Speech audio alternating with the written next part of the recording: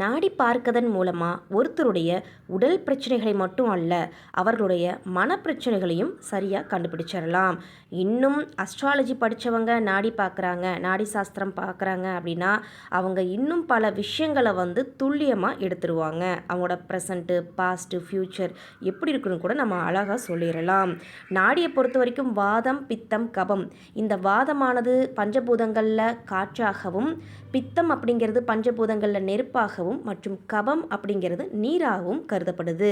இதோட ரேஷியோன்னு பார்க்கும்போது 1:1/2 இந்த ரேஷியோவில் நம்ம எடுத்துக்கலாம்.